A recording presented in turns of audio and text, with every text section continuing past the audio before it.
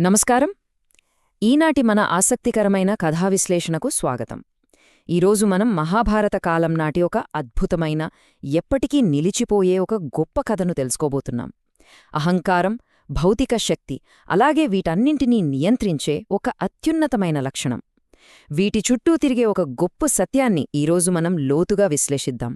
కథలోకి వెళ్లే ముందు మనమొక ముఖ్యమైన, కొంచెం లోతైన తాత్విక ప్రశ్నను వేసుకుందాం. అదేమిటంటే, అసలు శారీరక బలానికి ఉన్న నిజమైన విలువ ఏమిటి? అంటే కేవలం భౌతికంగా దృఢంగా ఉంటే సరిపోతుందా?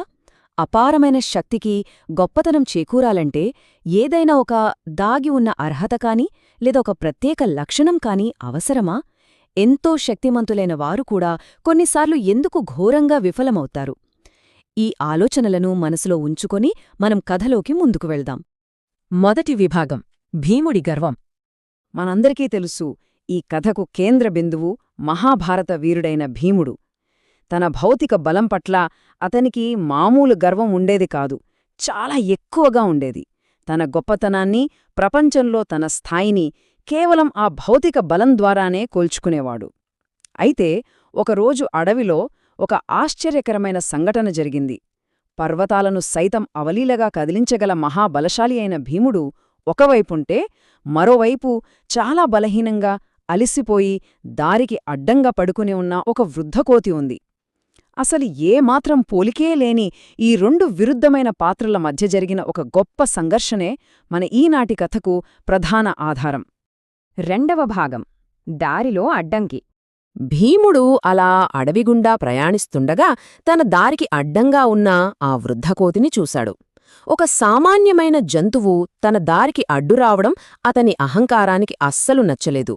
ఎంతో గర్వంగా ఆ కోతిని వెంటనే దారినుంచి తప్పుకోమని చాలా కఠినంగా ఆదేశించాడు. కాని ఆ కోతి భయపట్టానికి బదులుగా చాలా ప్రశాంతంగా, ఎంతో అమాయకంగా, "నాకు శక్తి లేదు బాబూ, నా తోకను నువ్వే పక్కకు జరుపు" అని బదులిచ్చింది. ఇక్కడ మనం గమనిస్తే, ఆ వృద్ధకోతి యొక్క అత్యంత బలహీనతకు భీముడి అమితమైన అహంకారపూరిత బలానికి మధ్య ఉన్న వ్యత్యాసం చాలా స్పష్టంగా కనిపిస్తుంది కదూ. మూడవ విభాగం: కదలని తోబ. ఆ వృద్ధకోతి మాటలు వినగానే భీముడికి నవ్వు ఆగలేదు.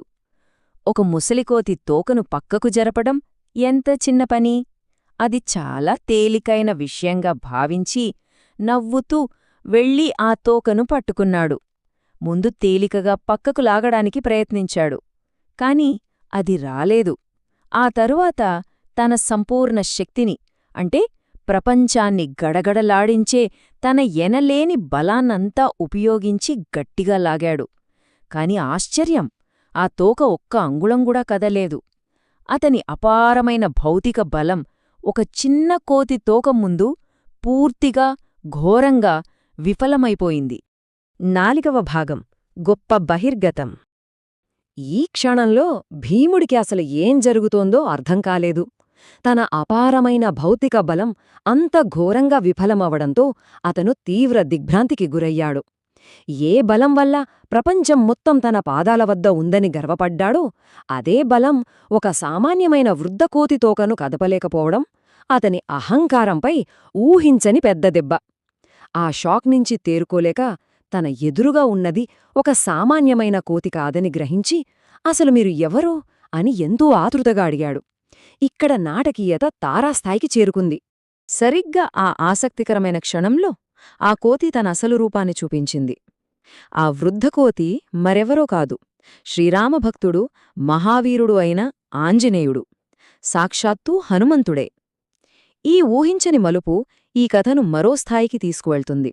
అపారమైన శక్తి ఉన్నప్పటికీ అత్యంత బలహీనమైన కోతి రూపంలో వచ్చిన హనుమంతుడు భీముడికి ఒక జీవిత సత్యం, ఒక ముఖ్యమైన పాఠం చెప్పడానికే ఈ లీల చేశాడని మనకిక్కడ అర్థమవుతుంది.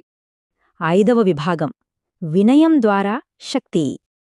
హనుమంతుడు తన నిజస్వరూపాన్ని చూపించిన తరువాత ఆ అడవిలో ఒక పవిత్రమైన వాతావరణం నెలకొంది. భీముడికి తన తప్పు తెలిసివచ్చిన ఆ ప్రశాంతమైన క్షణంలో ఒక గొప్ప గురువుగా హనుమంతుడు చిరునవ్వుతో ఈ అద్భుతమైన మాటలు చెప్పాడు: "భీమా, బలం గొప్పదే, కాని వినయం లేకపోతే ఆ బలానికి ఏ విలువ ఉండదు. ఎంతటి శక్తిమంతులైనా సరే ఆ శక్తికి వినయమనే అలంకారం లేకపోతే అది కేవలం అహంకారంగానే మిగిలిపోతుందని ఈ మాటలు ఎంతో స్పష్టంగా తెలియజేస్తున్నాయి. ఇక్కడే భీముడి ఆలోచనా విధానం పూర్తిగా మారిపోయింది. ఈ లోతైన పాఠం విన్న వెంటనే భీముడి ప్రవర్తనలో ఒక అద్భుతమైన మార్పు వచ్చింది. అతను తన అహాన్ని, గర్వాన్ని పూర్తిగా విడిచిపెట్టాడు. ఎంతో భక్తితో, గౌరవంతో హనుమంతునికి నమస్కరించాడు. ఆనాటినుంచి భీముడు కేవలం భౌతిక బలాన్నే నమ్ముకోకుండా వినయమనే గొప్ప శక్తిని కూడా తనలో కలుపుకున్నాడు. ఈ సంపూర్ణతే అతన్ని ఒక నిజమైన గొప్ప వీరుడిగా మలచింది. మనం ఈ మూలగ్రంథం నుండి నేర్చుకోవలసిన అంతిమ నీతి చాలా స్పష్టంగా ఉంది. అదేమిటంటే, కేవల శారీరక బలం కంటే వినయం చాలా గొప్పది. బలమనేది ఇతరులను భయపెట్టడానికి కాదు, వినయంతో ఇతరులకు రక్షణగా నిలవడానికి ఉపయోగపడాలి. అహంకారం మనిషిని పతనావస్థకు దారితీస్తే, వినయం శాశ్వతమైన కీర్తిని, గౌరవాన్ని ఇస్తుంది. మనం చెప్పుకున్న కథ మొత్తం ఈ ఒక్క వాక్యంలో ఇమిడుంది. ఇక మనం ఈ విశ్లేషణ ముగింపుకు వచ్చాం. కాని ముగించే ముందు ఒక ముఖ్యమైన ఆలోచింపజేసే ప్రశ్నను మననం చేసుకుందాం. వినయమనే పునాది లేకుండా అపారమైన శక్తి ఎప్పుడైనా నిజంగా విజయం సాధించగలదా? ఖచ్చితంగా సాధించలేదు. ఈ అద్భుతమైన కథ అందించిన సారాంశాన్ని, నిజమైన శక్తి యొక్క స్వభావాన్ని గురించి మనం లోతుగా ఆలోచిద్దాం. శక్తికి ఎప్పుడు వినయమే నిజమైన అందం. ఈ ఆసక్తికరమైన కథా విశ్లేషణలో పాలుపంచుకున్నందుకు ధన్యవాదాలు. మరో ఆసక్తికరమైన అంశంతో మళ్ళీ కలుద్దాం.